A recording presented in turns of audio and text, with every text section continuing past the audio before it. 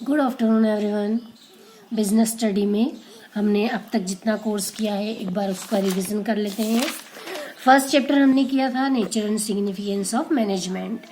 इस चैप्टर में हमने introductory concept, definition, meaning and objectives, characteristics, importance of management और need of management, nature of management, इसके सारे पॉइंट्स किए हैं जिसमें शॉर्ट नोट भी इंक्लूड हो जाएगा। लेवल्स ऑफ मैनेजमेंट, इसका चार्ट बहुत इंपॉर्टेंट रखता है, इसलिए बहुत अच्छे से इस चार्ट को आप लोगों को करना है। इसके 3 लेवल्स हैं, तीनों ही लेवल के क्या क्या फंक्शंस है वो आप लोग अच्छे से देखेंगे। देन फंक्शंस ऑफ मैनेजमेंट, जिसे प्रोसेस ऑफ मैनेजमेंट कहा जाता है, इसमें main functions and secondary functions, इसके सारे पॉइंट्स को इंडिविजुअली बहुत अच्छे से करना है। इसके बाद लिमिटेशंस के 5 points, meaning of administration, management and organization, ये हमने इंडिविजुअल बहुत अच्छे से देखा हुआ है। इसके बाद जो इसका डिफरेंस है ये बहुत इम्पोर्टेंट है। ये जो डिफरेंस है इसमें एडमिनिस्ट्रेशन और मैनेजमेंट, ये 2 का डिफरेंस आप लोगों को अच्छे से करना है। सोशल रिस्पॉन्सिबिलिटी ऑफ मैनेजमेंट, जो अलग अलग पार्टीज हैं उनके प्रति क्या रिस्पॉन्सिबिलिटी है, ये सारे पॉइंट करने हैं। स्कोप ऑफ मैनेजमेंट और need of management for India, तो ये जितने भी इसके पॉइंट्स हैं वो पॉइंट आपको एनी 8 को अच्छे से करना है। इसके बाद जो सेकंड चैप्टर है, सेकंड चैप्टर में principal of management. Principal of management में हमने प्रिंसिपल्स का सबसे पहले तो इंट्रोडक्टरी देखा था, फिर मीनिंग देखा था। इसके बाद जो इसके जो principle of management versus pure science, फिर versus techniques and versus values, इन डिफरेंस को भी आप लोगों को देखना है। नेचर और characteristics of principle of management, इसके भी 5 पॉइंट करने हैं। देन इसका इम्पोर्टेंस जो है इसके 8 पॉइंट आपको करने हैं। फिर principle of management advocated by Henry Fayol, इसमें जो 14 प्रिंसिपल हैं वो 14 प्रिंसिपल को भी आप लोगों को सीक्वेंस में एक एक पॉइंट को अच्छे से करना है। फिर देन एंड नाउ, मतलब पहले और अभी प्रिंसिपल किस तरह से लागू किए जाते हैं, ये यहाँ पे सारे प्रिंसिपल्स को एक निगाह में दिखाया गया है कि सारे प्रिंसिपल्स के यहाँ एक नाम दिए हुए हैं और पहले वे कैसे एप्लीकेबल होते थे और अभी इनका कितना महत्व है। इसके बाद है principle of management by F.W. Taylor. F.W. Taylor के प्रिंसिपल्स को साइंटिफिक मैनेजमेंट के प्रिंसिपल्स के नाम से भी जाना जाता है। तो इसका मीनिंग, इसके कैरेक्टरिस्टिक्स, ऑब्जेक्टिव्स, इसके बाद बैकग्राउंड दिखाया गया है principle, scientific principle of management का। इसमें इसके जो फाउंडर है वो F.W. टेलर, उनके बारे में यहाँ पे पूरा बताया गया है, इसे भी आप याद रखेंगे। फिर इसके प्रिंसिपल्स बताए गए हैं और उसके बाद उसकी टेक्निक्स हैं, तो इन टेक्निक्स को भी आप लोगों को पूरे अच्छे से करना है। इसके बाद एडवांटेजेस बताए हैं साइंटिफिक मैनेजमेंट के। इन एडवांटेजेस की अलग अलग पार्टीज के लिए भी बताए गए थे, वो भी आपको देखना है। फिर डिसएडवांटेजेस ऑफ साइंटिफिक मैनेजमेंट, इनके भी आपको 5 पॉइंट्स करना है। Comparison of principle of Taylor and Fayol, इसमें सिमिलरिटीज एंड डिससिमिलरिटी, इनके पॉइंट करना है और कंपल्सरीली इनका जो कंक्लूजन है, जो डिसीजन के रूप में है, उसे भी आपको करना है। तो इस तरह से ये 2 चैप्टर हमारे कंप्लीट हुए थे। थर्ड चैप्टर जो बिजनेस इन्वायरमेंट था, ये भी हमने पूरा चैप्टर किया है और इस चैप्टर को भी बहुत अच्छे से करना, क्योंकि ये अभी असाइनमेंट में भी मैंने आप लोगों को दिया हुआ है और इसके बाद एग्ज़ाम में भी इसे भी पूछा जाएगा। तो जो हाफ ईयरली के एग्ज़ाम है उसमें 1st, 2nd, 3rd, 4th और 5th ये चैप्टर कंपलसरी आने वाले हैं, इसलिए इन चैप्टर्स को आपको बहुत अच्छे से करना है। इकोनॉमिक चेंजेस जो 1991 के बाद किए हैं उसमें लिबरलाइजेशन, प्राइवेटाइजेशन और ग्लोबलाइजेशन, ये चेंजेस हुए हैं और इनके रिफॉर्म्स के क्या क्या इम्पैक्ट हुए हैं या इनका क्या प्रभाव हुआ है, ये भी यहाँ समझाया गया था। तो इन सारे पॉइंट्स को आपको अच्छे से देखना है। इसके बाद जो 4th चैप्टर हमने किया है प्लानिंग, ये चैप्टर भी हमारा कंप्लीट हो चुका है। इसमें हमने देखा था इंट्रोडक्टरी डेफिनेशन, इसका कैरेक्टरिस्टिक्स, फिर ऑब्जेक्टिव्स, इनके इम्पोर्टेंस, लिमिटेशन और इसकी प्रोसेस ऑफ प्लानिंग को जो यहाँ चार्ट बताया गया है, इस चार्ट के माध्यम से सारे पॉइंट्स को सीक्वेंस में आपको याद रखने हैं और एक एक पॉइंट की डिस्क्रिप्शन भी आपको अच्छे से करते आना चाहिए। फिर इस सबसे इम्पोर्टेंस इस चैप्टर में और ये है कंपोनेंट टाइप्स ऑफ प्लानिंग।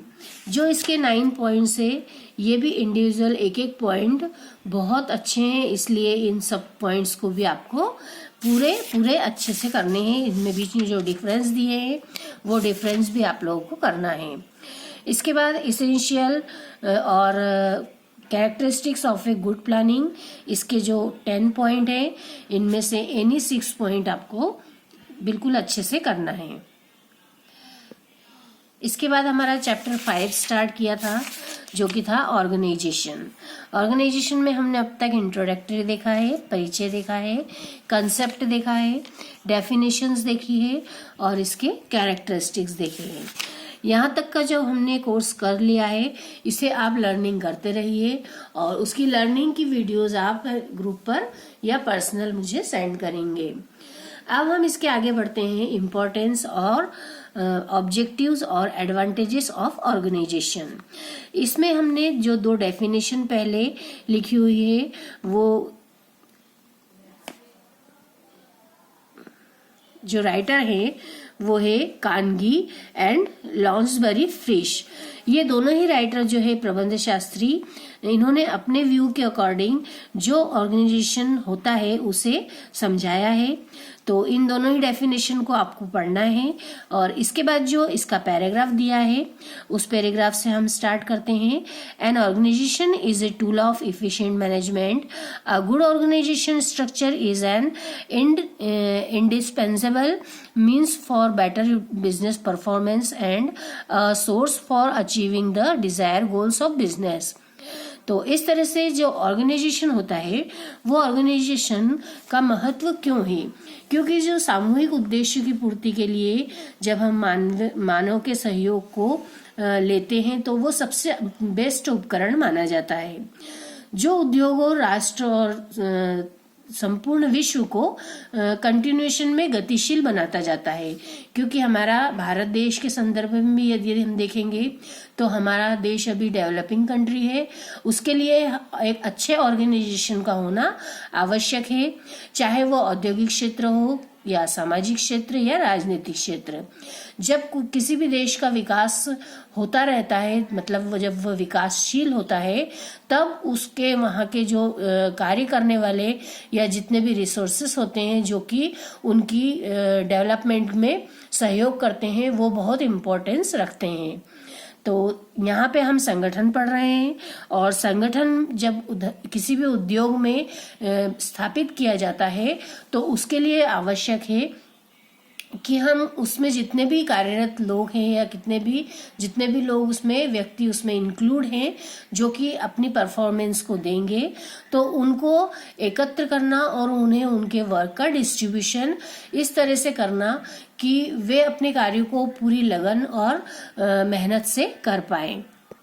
किसी भी एक अच्छे ऑर्गेनाइजेशन का जब हमें यूज़ करना हो, विशेषकर जब उसे व्यावसायिक सफलता को हमें प्राप्त करना है, तो उसके आधार के रूप में हम संगठन को लेते हैं और जितनी भी समस्याएं, उन सब समस्याओं को समाधान भी करने के लिए तत्पर रहते हैं। तो एक अच्छा संगठन किसी भी व्यावसायिक जो प्रतिष्ठान है उसकी सफलता और निरंतरता में अच्छा सहयोग दे सकता है। संगठन जो होता है वो संस्था के प्रशासन को सुविधाजनक बनाता है और जितने भी उसमें मानव रिसोर्सेस है, जितनी भी मानवीय शक्तियां हैं, उनको अच्छे से उपयोग कर सके और उन्हें प्रोत्साहित करते रहे, यह कार्य करने के लिए प्रेरित करता है। संगठन में जितने भी हमें लाभ प्राप्त होते हैं उन सब का वर्तमान युग में और ज़्यादा महत्व है, क्योंकि मैंने पहले बताया आपको कि ये डेवलपिंग कंट्री है। इसके जो महत्वपूर्ण लाभ हैं वह लाभ यहाँ पर नीचे सीक्वेंस में जो हमें पॉइंट्स के माध्यम से समझाए गए हैं। तो इन पॉइंट्स को अब हम एक एक करके देखेंगे। फर्स्ट पॉइंट है bring economy. Production at minimum cost is the main objectives of any industry. Production should be of high quality as well as in maximum possible quantity. Sound organization lays the foundation for fulfilling the two objectives of quality and quantity. किसी भी संस्था के लिए सबसे ज्यादा आवश्यक होता है कि वहां पे अधिकतम हम प्रोडक्शन करें और मिनिमम कॉस्ट पर करें। तो यह करना तभी संभव होगा जबकि एक अच्छा ऑर्गेनाइजेशन हमारे पास होता है। तो उत्पादन की मात्रा और गुण दोनों ही दृष्टि से हमारे पास ऐसी सुविधा होना चाहिए कि हम अच्छे से वह कर पाएं। इस उद्देश्य की प्राप्ति के लिए जो हमारा इफेक्टिव ऑर्गेनाइजेशन होगा उसकी जो मेथड होती है या उसे जो बनाने की या उसका जो फॉर्मेशन या स्ट्रक्चर होता है, जो उसकी रचना की जाती है, वह पूरी अच्छी होनी चाहिए ताकि हम ज्यादा से ज्यादा बिजनेस में प्रॉफिट अर्न कर सकें। सेकेंड पॉइंट है better industrial relation. Human resources is most valuable assets of any business entity. A sound and effective organization ensure that the relation between the workers and employ is good. Organization also improves the morale of the workers by providing better coordination, support and security. अच्छे उत्पादन के लिए और ज्यादा से ज्यादा लाभ अर्जित करने के लिए सबसे ज्यादा जरूरी है कि श्रमिक और प्रबंध दोनों के ही मध्य मधुर संबंध होना चाहिए, जो कि संगठन के लिए एक महत्वपूर्ण उद्देश्य के रूप में होता है। इसके लिए विविध प्रकार की प्रेरणाएं भी दी जाती है ताकि श्रमिकों में संतोष बना रहे और वे सहयोग की भावना से कार्य करते रहें। और उन्हें यह बताया जाता है कि पूंजीपति ने अपनी कैपिटल लगाई है तो उन्हें इसके बदले में प्रॉफिट भी चाहिए होगा, इसलिए वे अपने कार्य को ईमानदारी से पूर्ण करते रहें। तो इस तरह से बेटर इंडस्ट्रियल रिलेशन को मेंटेन करना एक ऑर्गेनाइजेशन का सबसे महत्वपूर्ण कार्य होगा, इसलिए इसका महत्व ज्यादा बढ़ जाता है। Increase managerial efficiency. Organization functions lay the foundation for other managerial function, with planning, direction, coordination, and control. A well-designed organization increase the efficiency of management. किसी भी व्यवसाय का जो मैनेजमेंट होगा वो सबसे ज्यादा तभी बहुत इफिशिएंट माना जाएगा जबकि वहां पे प्लानिंग, ऑर्गेनाइजेशन, जो हमारा डायरेक्शन है, कोऑर्डिनेशन है, इस तरह से जब हम सारी प्रोसेस मैनेजमेंट की करेंगे और उस पर कंट्रोल बनाए रखेंगे तो उसमें एक अच्छे मैनेजर की ही काबिलियत शो होती है। और एक अच्छा मैनेजर तभी वर्क कर सकता है जब वहां का ऑर्गेनाइजेशन भी अच्छे से उनका सहयोग करता हो। तो सबसे ज्यादा महत्वपूर्ण एक ऑर्गेनाइजेशन के लिए यह है कि वो अपने मैनेजर को पूरी तरह से सेटिस्फाइड रखे, वह अपने जितनी भी क्रियाकलाप हैं या जितनी भी एक्टिविटीज हैं उनको टाइमली और कम से कम समय में ज्यादा से ज्यादा उनको आउटपुट देने का प्रयास करें। यह तभी संभव हो सकता है जबकि संगठन के जितने भी कर्मचारी हैं वे सब पारस्परिक रूप से संबंध अच्छे बना करके कार्य करेंगे, उनके अधिकारों और दायित्वों का पूरी तरह से निर्वाह करेंगे और सभी के कार्यों में उचित समन्वय बना रहे तो वो कार्य करने में किसी भी प्रकार की थकावट या रुकावट को नहीं आने देंगे। इसके परिणाम स्वरूप क्या होगा कि जो मैनेजर की है वो इफिशियंसी अपने आप ही इंक्रीज हो जाती है। तो एक अच्छा ऑर्गेनाइजेशन अपने यहाँ के मैनेजर्स की भी ग्रोथ करवा सकते हैं। नेक्स्ट पॉइंट है specialization. With growing complexities of business it is not possible for one person to perform all types of function, therefore specialization becomes important. In specialization involves allocation of work among workers on the basis of their qualification, talent and aptitude. Organization improves specialization by putting the right man on right job. It increases the all-round efficiency of the workers. विशिष्टीकरण के अंतर्गत जब किसी भी कार्य को करवाया जाता है कर्मचारियों को, तो उनकी रुचि और योग्यता के अनुसार ही करवाया जाता है, ताकि वे एक ही कार्य को करते करते उस कार्य को करने में विशिष्टता प्राप्त कर लें। और श्रमिकों के मध्य में जब श्रम विभाजन किया जाता है, तो उसकी प्रक्रिया में भी एक ही श्रमिक को यदि कार्य करने के लिए बार बार उसी कार्य को करने के लिए कहा जाता है, तो विशिष्टीकरण को प्रोत्साहन भी मिलता है। तो इस तरह से जब स्पेशलाइजेशन को किसी भी एक व्यक्ति के लिए वो उसकी एक रुचि या फिर वो उसका एक टैलेंट के रूप में देखा जाता है, और उसका लाभ वो पर्सनली भी ले सकता है और उपक्रम को भी उसका लाभ दिलवा सकता है। नेक्स्ट पॉइंट है encourages creativity. A good organization encourages initiative and creative thinking. Merit and talent always get upper hand over favoritism and nepotism. People take initiative and healthy culture in developed. एक संगठन के द्वारा हमेशा उन्हीं को encourage किया जाता है जो कि क्रिएटिव थिंकिंग वाले होते हैं। उनके लाभों को और उनके टैलेंट को हमेशा ही सबसे ऊपर माना जाता है, बजाय उसके कि हम सबसे जो फेवरेट है हमारे, जो हमें सबसे प्रिय है, जो हम जिनसे हम बहुत अच्छे से कार्य लेना चाहते हैं, उन्हें भी हम योग्यता या फिर उनके महत्व को ही ध्यान में रख करके और उन्हें आगे बढ़ाएंगे, जो कि वास्तव में टैलेंटेड हो और जो इस योग्य हो कि वे उस कार्य को बहुत अच्छे से कर लेते हैं। तो हमेशा क्रिएटिविटी को महत्व दिया जाता है ऑर्गेनाइजेशन में, ताकि हम हमारे यहाँ अच्छे हेल्दी कल्चर को डेवलप्ड कर सकें। इसीलिए संगठन के द्वारा भी इसीलिए उसका महत्व इसीलिए होता है क्योंकि जो हमारे यहाँ पे हम अगर टैलेंट को और अच्छे कार्य करने वाले को प्रेरित करते रहेंगे, तो उसका लाभ बिजनेस में हमारे उपक्रम में लाभ प्राप्त करने के लिए होता है। तो इसलिए जब हम अपने यहाँ किसी भी व्यक्ति को ऑर्गेनाइजेशन में इंक्लूड करते हैं या किसी को कार्यभार दिया जाता है, तो उनको भी टैलेंट और उनके जो गुणों के आधार पर ही रखा जाता है और उन्हें कार्यों का बंटवारा भी उसी के अकॉर्डिंग करेंगे। इसी तरह नेक्स्ट पॉइंट होगा coordination. The structure establish the flow of various activities between one area and other. There is proper relation between different employees and between different departments. Good organization avoid duplication of work and conflict between members.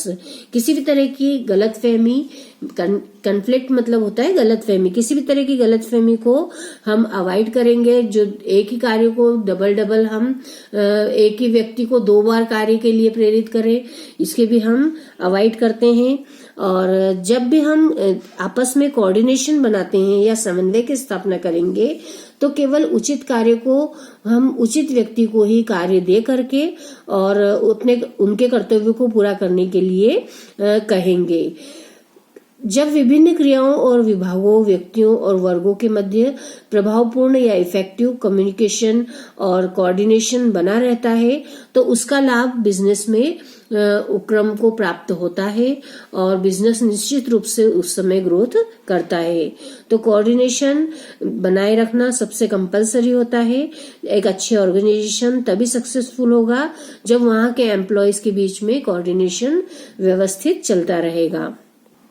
इसीलिए एक अच्छे organisation के द्वारा कार्यों को दोहराव करना यानी बार बार कार्य को करवाना या किसी भी तरह की गलतफहमी को बनाए रखना, ये कभी भी एक अच्छे ऑर्गेनाइजेशन के द्वारा नहीं किया जाता है। Next point is establish authority and responsibility. An organizational structure indicates the responsibility of each department and each member is very clear terms. Every member knows his immediate boss and subordinates. This help is avoidance of confusion and conflict. जब भी हम हमारे यहाँ के organisation को बनाते हैं, तो प्रत्येक कर्मचारी को किस बॉस के ऑर्डर का फॉलो करना है और किस तरह से उन्हें कार्य करना है, ये सब क्लियर होना चाहिए। और एक अच्छा ऑर्गेनाइजेशन पहले से ही ये सारी चीजों को क्लियर करके देता है, ताकि उनको भी पता होता है कि हमारे, एक बॉस को भी पता होता है कि हमारे अंडर में कितने सबऑर्डिनेट्स कार्य करने वाले हैं और वो उन्हीं के प्रति अपनी उत्तरदायित्व को पूर्ण करता है। तो इस तरह से किसी भी तरह का जो कंफ्यूजन होता है या किसी तरह की गलतफहमी होगी उसे अवॉइड किया जा सकता है। Next, proper utilization of resources.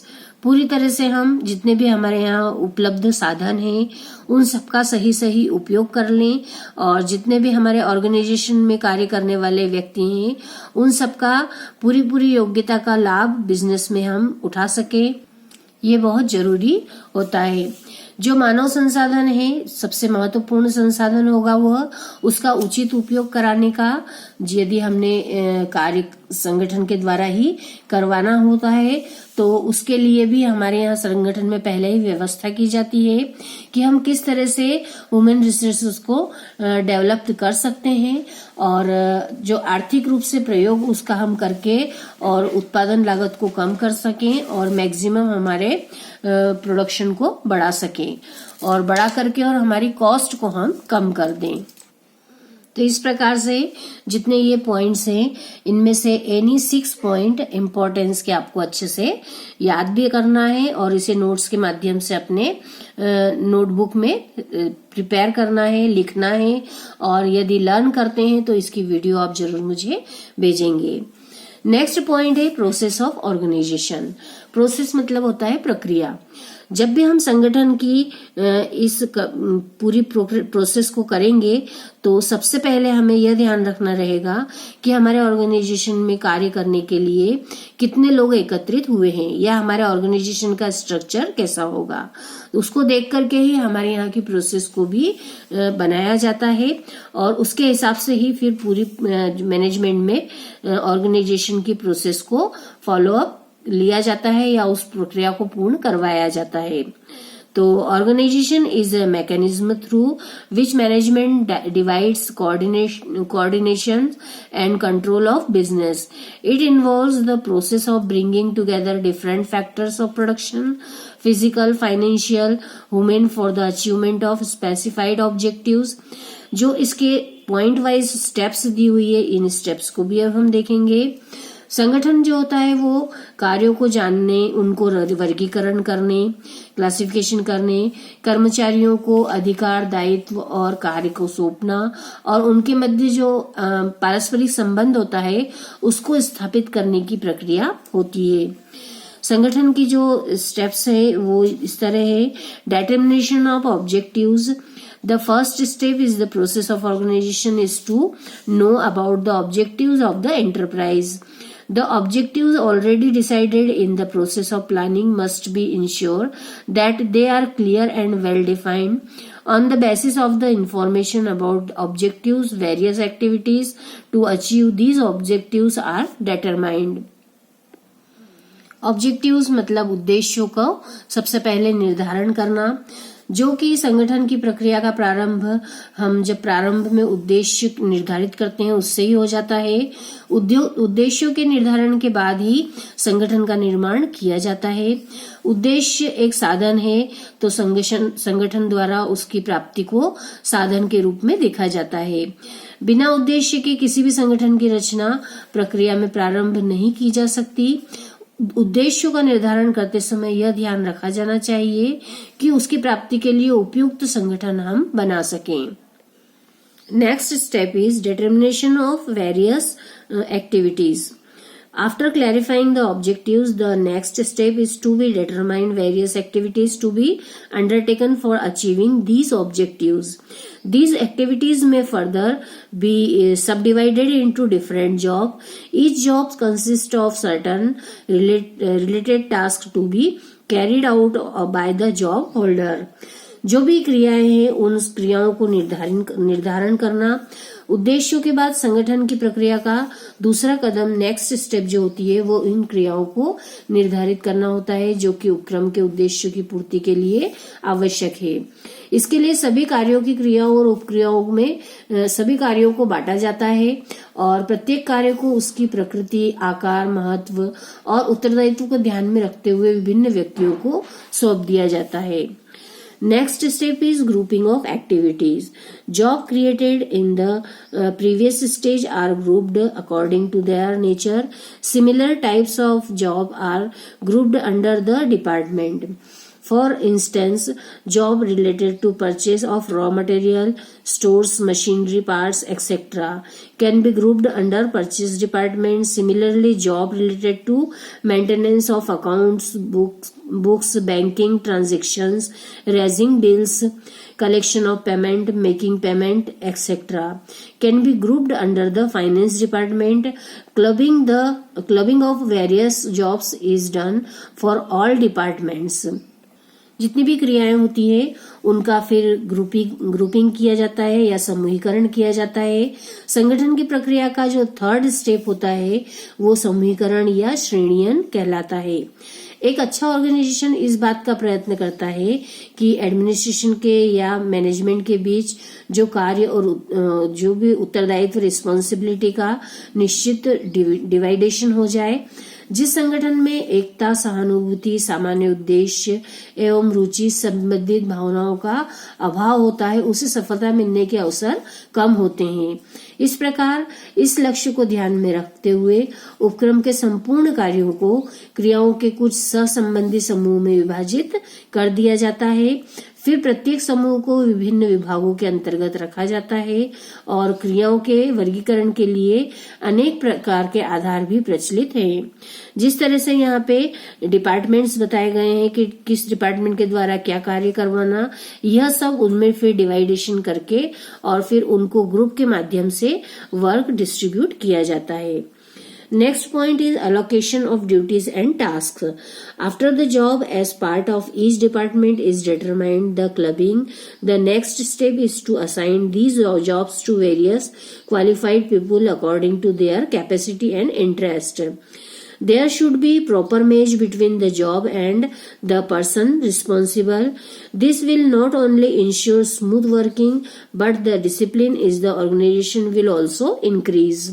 संगठन में जब उन्हें ड्यूटीज को बताना होता है या कार्यों का बंटवारा करना होता है तो इसका कार्यों के बंटवारे के लिए जब हमें जो कार्य करने के लिए जिस व्यक्ति को योग्य चुना गया है या योग्यता को ध्यान में रखकर ही यह कार्य किया जाना चाहिए। इस कदम के अंतर्गत जो विभिन्न व्यक्ति हैं उनकी प्रतिभा, उनकी क्षमता, रुचि और दायित्व के अनुसार ही उन्हें कार्य दिया जाना चाहिए।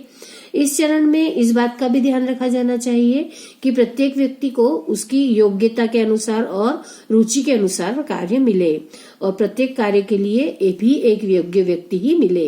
निश्चित उत्तरदायित्व होने से कार्य की जो स्पीड होती है वो भी बढ़ती है और उपक्रम में जो डिसिप्लिन का भी मेंटेन रखा जा सकता है। Next point is establishing authority relationship. The person who have been granted the responsibility of doing the job must be given authority too.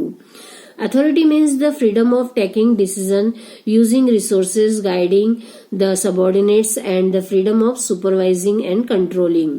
The authority and the responsibility should be clear defined. This stage is organization process leads to certain creation of organization structure of various position from top to bottom. जो हमारे कार्यों को हमने जब किसी को दिया है तो उसके संबंधित अधिकारों को सौंपना या भारार्पण करना। जब हम संगठन की प्रक्रिया का यह 5th चरण या 5th स्टेप को लेते हैं तो आवश्यक अधिकार सौंपने का कार्य इस मान्यता पर ही आधारित होता है कि कोई भी व्यक्ति उस समय तक अपने दायित्वों का निर्वाह भली प्रकार से नहीं कर पाता है जब तक कि उसे पर्याप्त आवश्यक अधिकार न सौंपे हों। तो अधिकार सौंपते समय इस बात का भी ध्यान रखा जाना चाहिए कि जो कार्य हमने उन्हें दिए हैं उसके अधिकार उत्तरदायित्व के अनुरूप ही उन्हें दिए जाए, तभी वे अपनी ड्यूटीज को पूर्णतः कर पाएंगे और इस तरह से वे अपने ऑर्गेनाइजेशन में इस तरह के माहौल को या इस तरह की वातावरण को उत्पन्न करेंगे या बनाकर रखेंगे कि वे सब सहयोगपूर्ण कार्य कर सकें। Next point is coordination of activities. After determination, the establishing authority, the last stage is the process of organization is establishing coordination among various persons in the same department and among various departments. It must be ensure that the work of one employee contribute to the work of other employees instead of conflicting with it. Similarly, the work of different departments do not collide with each other, but all the activities of all the departments should move towards the common objectives of the business. इस प्रकार जो coordination जो इनकी क्रियाओं में बिठाना होता है, मतलब समन्वय करना और संतुलन की स्थापना करना। संगठन जो होता है प्रक्रिया के इस चरण के अंतर्गत जितने भी व्यक्ति और विभाग हैं उन सब की जो समूह की क्रियाएं हैं उनमें इस तरह से समन्वय और स्थापित किया जाता है कि वे एक दूसरे से किसी भी तरह से कोई टकराव उत्पन्न न हो और वे अपने अपने कार्यों को स्मूथली कर सकें। प्रत्येक कर्मचारी को यह पता होना चाहिए कि उसे किन लोगों के मार्गदर्शन से सहायता मिल रही है और किन लोगों के साथ उन्हें अपने उत्तरदायित्व को निर्वाह करना होगा और संस्था के जितने भी कुशल और सहज कार्य संचालन के लिए कौन कौन सी एक्टिविटीज को कंपल्सरीली हमें करना है।